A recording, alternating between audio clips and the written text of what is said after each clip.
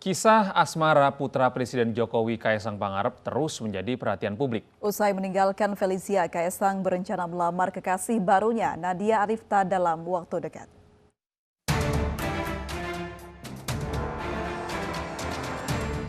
Putra bungsu Presiden Joko Widodo, Kaisang Pangarep dan kekasih barunya Nadia Arifta dikabarkan segera menggelar lamaran usai bulan Ramadan. Ibunda Nadia Arifta membenarkan putra bungsu Presiden Jokowi itu akan menuju jenjang yang lebih serius dengan mempersunting putrinya. Ia juga meminta doa agar prosesi lamaran berlangsung lancar. Sebelumnya Kaisang Pangarep buka suara terkait tudingan meninggalkan kekasihnya Felicia Tisu tanpa penjelasan. Dalam sebuah video, awalnya Kaisang menekankan bahwa kabar putus merupakan masalah pribadi sehingga tidak etis untuk diumbar.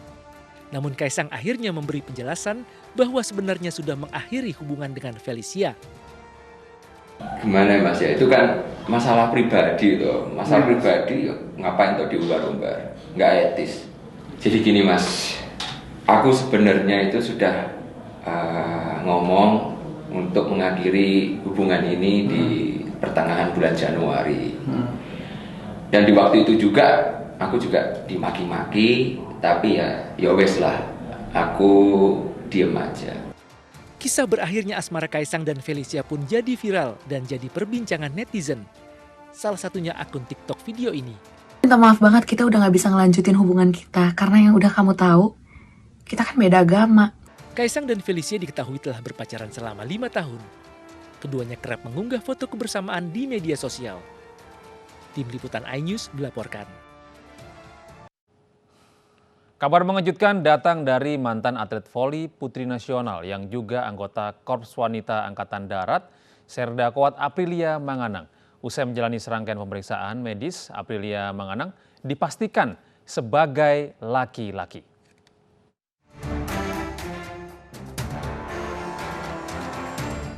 Para pecinta olahraga bola voli tentu tak asing lagi dengan atlet voli putri nasional berperawakan maskulin dan tubuh berotot, Aprilia Santini Manganang. Anggota Korps Wanita TNI Angkatan Darat atau KOWAT berpangkat Sersan 2 ini memang sejak lama menjadi perbincangan terkait penampilannya yang maskulin. Bahkan dalam beberapa kali pertandingan voli, Aprilia Manganang sempat dicurigai sebagai laki-laki oleh tim lawan. Kecurigaan itu pun terjawab. Setelah melalui rangkaian pemeriksaan medis menyeluruh, Aprilia Manganang diketahui menderita kelainan reproduksi hipospadia atau kelainan bentuk kelamin yang terjadi pada bayi laki-laki. Keluarga dan para medis yang menangani saat itu mungkin tidak paham kelainan hipospadia, sehingga Aprilia dibesarkan sebagai seorang wanita. Dalam pemeriksaan itulah, Kepala Staf Angkatan Darat Jenderal Andika Perkasa akhirnya memutuskan Serda Aprilia Manganang sebagai laki-laki.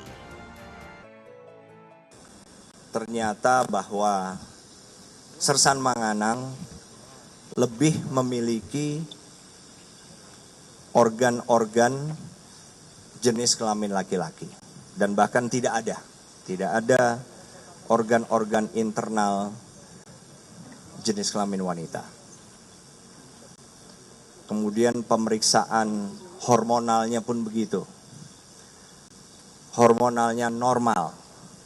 Hormon testosteronnya juga diukur sehingga secara faktual dan ilmiah kita bisa meyakini bahwa Sersan Manganang lebih memiliki hormonal yang masuk dalam kategori normal laki-laki. Tondano akan memberikan dan menetapkan perubahan nama dari nama sebelumnya kepada nama yang nanti akan dipilih oleh Sersan Manganang dan orang tuanya. Kemudian juga perubahan status jenis kelamin sesuai dengan pasal 56 dari Undang-Undang 23 itu. Aprilia Manganang sudah menjalani operasi koreksi pertama dari 2 kali penjadwalan operasi di RSPAD Gatot Subroto. Selanjutnya, Aprilia akan menjalani sidang untuk perubahan data kependudukan.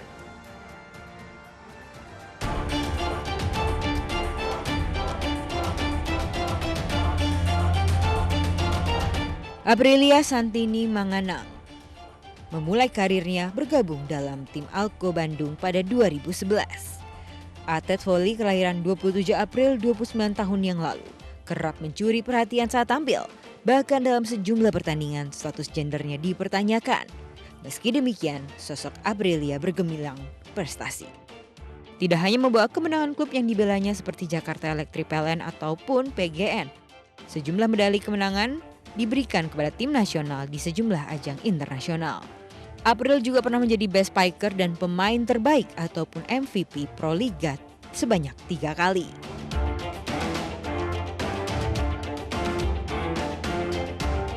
Di tengah karirnya, ia masuk menjadi tentara wanita Angkatan Darat pada tahun 2016 lewat jalur prestasi. Hingga pada September 2020, warga Tahuna Sulawesi Utara ini memutuskan untuk pensiun dari dunia voli. Tim Liputan iNews melaporkan. Kasus video asusila Gisel Anastasia memasuki babak baru. Terdakwa penyebar video Gisel menjalani sidang perdana di Pengadilan Negeri Jakarta Selatan. Gisel yang dijadwalkan menjadi saksi mangkir dari persidangan.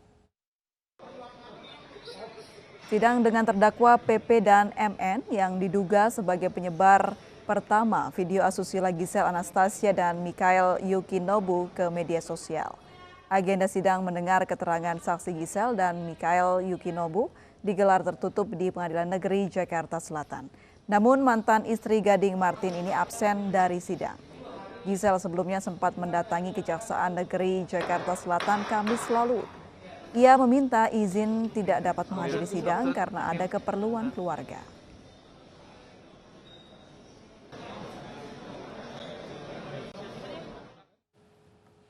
Gubernur DKI Jakarta Anies Baswedan menonaktifkan Yuri Pinontoan sebagai Direktur Utama perusahaan BUMD Pemprov DKI pasca ditetapkannya sebagai tersangka oleh KPK. Pemprov DKI menyerahkan penuh kasus tersebut kepada institusi penegak hukum.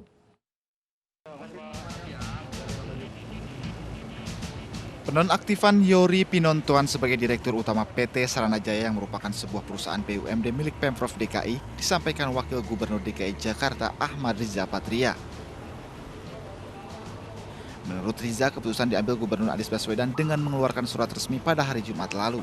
Untuk sementara waktu, jabatan Yuri Pinontoan digantikan oleh Direktur Pengembangan PT Saranajaya.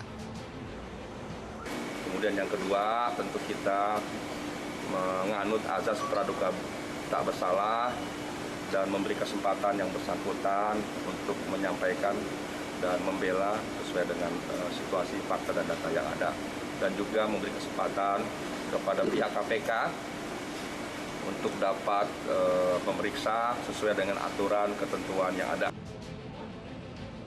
Saat ini KPK masih menyelidiki kasus dugaan korupsi terkait pembelian lahan di kawasan Cipayung, Jakarta Timur. Pembelian lahan seluas lebih dari 41.000 hektar ini untuk pembangunan perumahan DP 0 rupiah. Setelah dilakukan serangkaian kegiatan penyelidikan, maka kemudian ditemukan adanya 2 bukti permulaan yang cukup. Oleh karena itu, KPK saat ini sedang melakukan kegiatan penyidikan dugaan tindak pidana korupsi terkait dengan pengadaan tanah di Munjul, Kelurahan Pondok Rangon, Kecamatan Cipayung, Kota Jakarta Timur, Provinsi DKI Jakarta tahun anggaran 2019. Akibat dugaan korupsi ini, negara dirugikan hingga ratusan miliar rupiah. Selain Yori, 3 orang lainnya juga ditetapkan sebagai tersangka. Dari Jakarta, Rani Sanjaya, iNews melaporkan.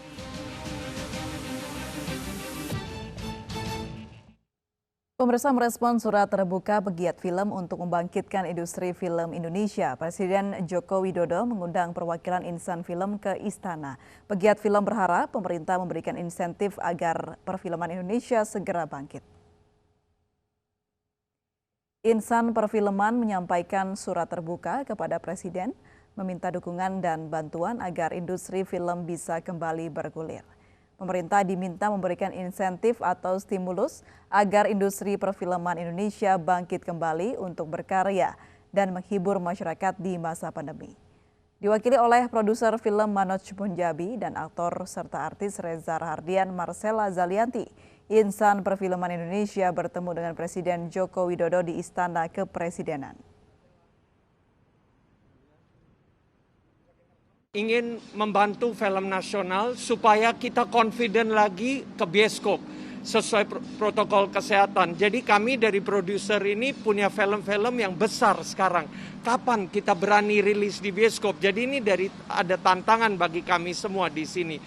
Dan selalu mulai dari atas. Jadi kalau Pak Presiden mendukung kita, merasa kita nyaman ke bioskop, ini jadi nular ke bawah. Bahwa kita memang meminta dukungan pemerintah dalam hal ini, dalam hal stimulus ekonomi untuk perfilman Indonesia, karena itu adalah salah satu kebijakan yang rasanya sangat diperlukan saat ini untuk menyelamatkan industri perfilman Indonesia, yang mana di dalamnya begitu banyak pekerja, baik profesional maupun non-profesional di dalamnya yang juga harus diselamatkan.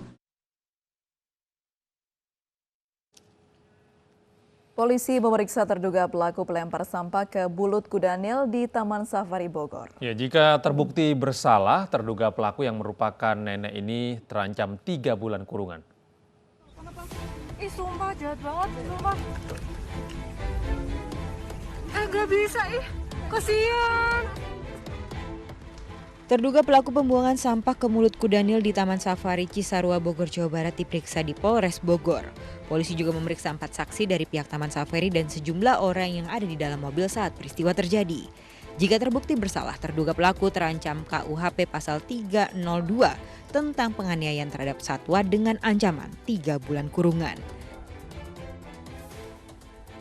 Bogor dan penyidik Polres Bogor sedang melakukan pemeriksaan kepada terduga pelaku. Statusnya masih terduga atau gimana, Bun? Statusnya karena masih pemeriksaan, jadi masih terduga. Kalau terbukti gimana, Bun? Jika terbukti, yang bersangkutan dikenakan pasal 302 KUHP dengan ancaman hukuman selama 3 bulan kurungan penjara. Sebelum diperiksa, terduga pelaku yang merupakan seorang nenek berusia 64 tahun ini meminta maaf. Warga Cicalengka ini menyerahkan diri setelah videonya viral selama 2 hari. Saya pelaku, saya buang sampah itu enggak sengaja. Enggak sengaja? Enggak, saya minta maaf sekali. Disangka ibu itu bukan mulut? Iya, darah lagi itu. Oh karena nggak kelihatan? Saya lempar gitu, minta maaf sekali. Pihak Taman Safari memastikan kondisi Kudanil bernama Ari ini dalam kondisi baik. Jadi pada saat ini satwa ini kondisinya sedang sehat-sehat saja, ya. Kami observasi terus sepanjang hari. Nafsu makannya juga bagus, minum bagus, kegiatan berkembangnya juga tidak ada masalah. Kemarin juga kita lihat kotoran dan defekasinya juga kotoran normal, artinya kotoran dari rumput-rumputan. Kita tidak menemukan adanya kotoran-kotoran yang dari benda asing ataupun dari benda yang tidak tercerna. Peristiwa pelemparan botol sampah ke Mulut Kudanil betina terjadi pada 7 Maret kemarin. Pelemparan itu terekam pengunjung lainnya hingga viral di media sosial. Dari Bogor, Jawa Barat, Wildan Hidayat, iNews melaporkan.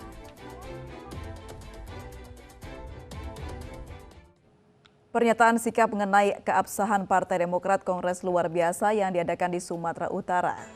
Kami akan segera kembali usai jeda pariwara berikut ini.